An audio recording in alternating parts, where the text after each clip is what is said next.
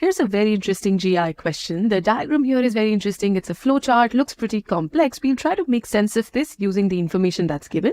We'll keep reading and keep seeing how that is also shown in the graph if they come together. So what this system is talking about, it's about a certain city's bus system. Now, this bus system includes a lot of stops in its entire system, but we are talking about several stops that are within a university campus. Now, right now, what's happening is that bus drivers have to devote a lot of time to receiving payments when they are at busy university stops. So the city made a new plan. And what is the goal of the new plan? The goal is to decrease this amount of time that bus drivers give to receiving payments. And how are they doing this? What is this new plan? That is what is outlined in the diagram. Okay. So according to this, passengers would pay at 3 points in time, any of those three. Either they would pay upon entry when they're entering the bus system, or they would pay upon exit, or they would simply ride free. And how will this decision be taken? Where are you paying? This will depend on some things. One is the time of day when this passenger is traveling. Second, it will depend on what is their boarding location. Which stop are they boarding from? Third, it will also depend on their departure location. Which stop are they getting down on? And finally, on whether they present a valid university ID. So this is the fourth condition. These four things are going to decide when a passenger pays, if at all, because we also have the ride-free option. Observe how I see these results of all of this analysis, this final decision that we're trying to make here at the end of the flowchart. And we also see all of these four conditions that we talked about in the flowchart as different questions we're trying to answer. When did the person board? Whether they had a university ID, whether they boarded at a university stop, and finally, whether they exited at a university stop. So this flowchart is going to give us this connection that we're trying to see, how these different factors helped decide finally when a passenger pays. Now we'll try to make sense of this flowchart and see how this information is present. When you look at it carefully, it talks about begin here at the top, and the end of the flow is always about this final outcome, where we wanted to decide when is the payment happening. You see entry here, you see pay on exit here, and ride free here. Basically, then, there are different flows that will lead to different outcomes. These three are my outcomes. So if I carefully look at just pay on entry, just see when is it that somebody would pay on entry. So only and only focus on what is the flow that is leading to this. I can actually see this is one flow here starting from beginning. And there's another one also. Let me highlight that differently. This one is coming here, but then it's coming from this side. And I'm just connecting all of the arrows for this here. So what this really tells me is that there are two possible ways in which somebody would pay on entry, two possible flows that lead to this. If I talk about the yellow one, what is that? Well, somebody would begin the journey. First question is, did they board between 6 a.m. and 6 p.m.? If the answer to that is no, then they straight pay on entry. Done. Flow one, really short and simple. When I think about the second flow, this purple one, then they begin the first question, whether they boarded between 6 a.m. and p.m. This has a yes. That's why I'm going to the right with the flow. Then the next question is, did they have a valid university ID? They did not, because the no brings me here. Next question, did they board at a university stop? No. And the moment this no happens, they come here to the end, to the outcome that they will pay on entry.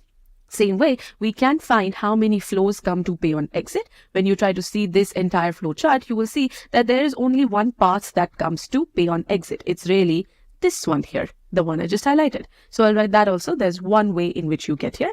You simply have to see how many ways are the arrows coming to your final outcome. Same way, if you see it for ride free, then you will see, let's clear this. For ride free also, you will see there is one big arrow coming, this one here, and there's another one which is coming through this route. So there are two ways in which somebody would ride free as well.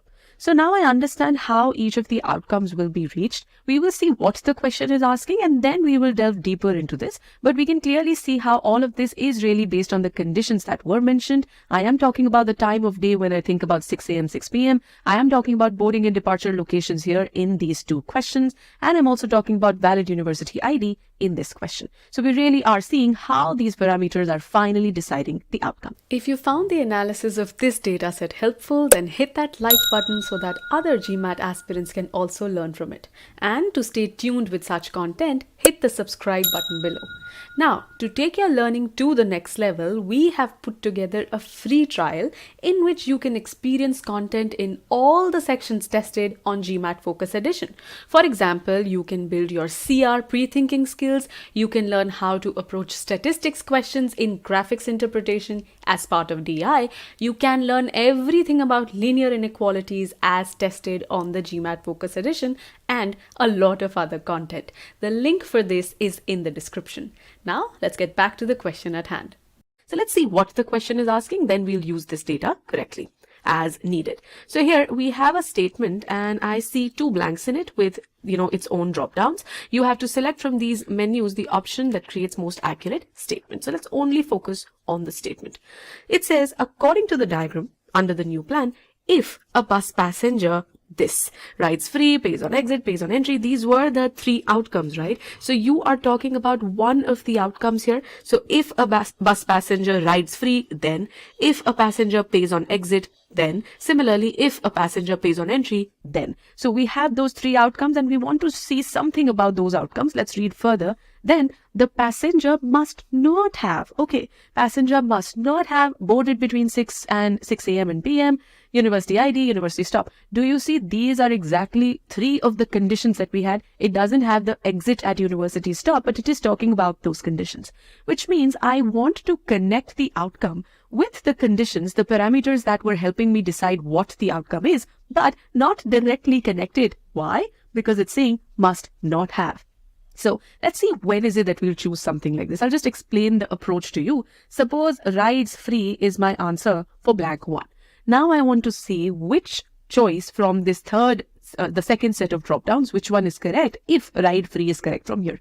So basically must not have this means all of the ways in which somebody is riding free. We will quickly see how many there were so you see riding free here was 2 ways. If I find that in all of these ways, basically in both of these ways for riding free, in all of the ways, if I have a no for this choice, because it's something that must not happen. It's not something that can happen sometimes, cannot happen other times. It should not be something that always happens, obviously. That means in all of the ways, you should get a no for the choice in blank 2.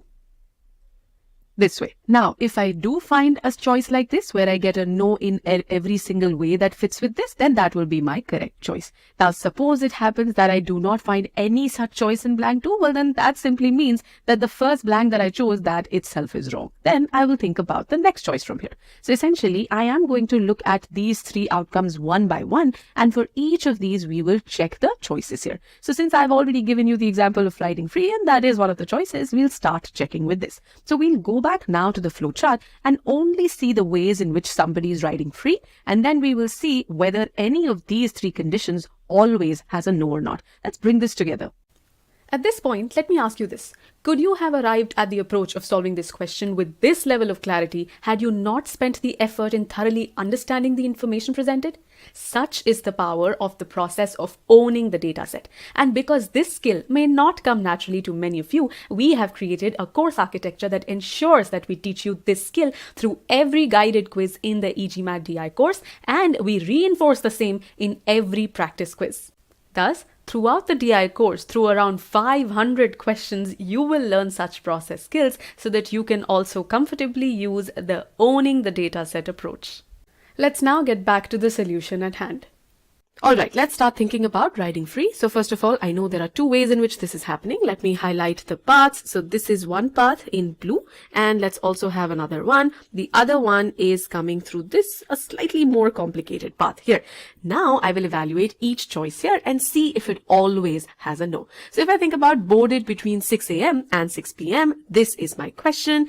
Look how I'm always on the right side of this, which is where it's a yes. I never went here where there's a no, which means boarded between 6 a.m. and 6 p.m. is always a yes and not always a no as I wanted. So this choice is out. That's how quick this is. Now you look at another choice here, which is presented a valid ID. Now I see this valid ID question is here. In one flow, the blue flow, it's a yes, but in the green flow, it's a no. It's not always a no like I wanted. So this choice is also out.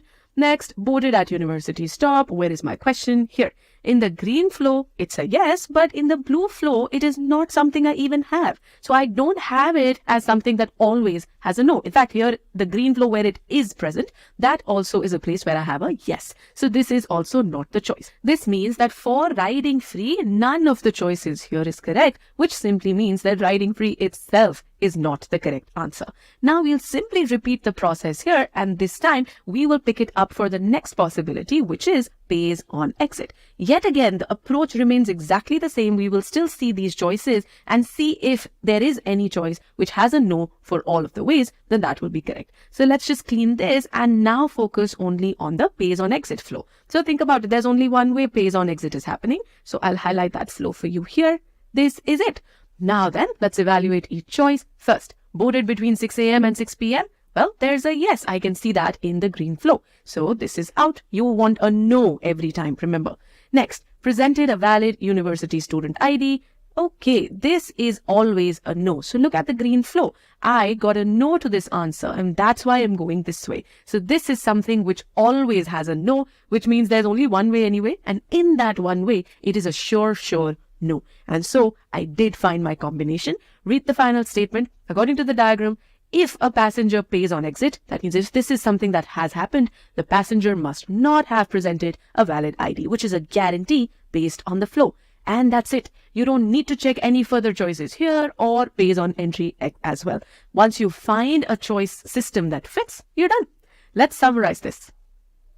So we began this question by completely understanding everything that was given to us. We carefully identified these 3 as the outcomes of the flow and these 4 as the conditions that are deciding, the parameters that are deciding which outcome really happens. Now we saw that there were 2 paths that led to paying on entry. There was one way in which somebody would pay on exit, and there were 2 ways in which somebody would just ride free. Now with that basic understanding and seeing how things were on the flow chart, we went into the question to see what exactly we have to read here so that we never do more than required. Here then when we came, we understood that the first blank is simply one of these outcomes, and then we wanted to find one of these conditions which must not have happened, which means no matter which path you choose to get to a certain outcome, there should be a sure no to the correct choice here. And we finally saw when we checked it choice by choice that for the pays on exit situation, we do have a sure no for university ID. And that is it. This question became easy because we knew how to read this. We understood the elements so well, the outcomes, the conditions.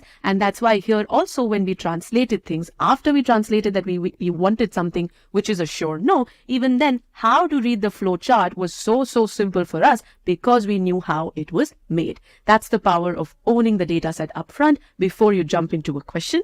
Then another very important thing was we were very clear about what our approach is going to be before just again jumping into the flowchart and trying to find things out. We were clear that you want to find a no in every single path, and then we managed to find that easily. That's it.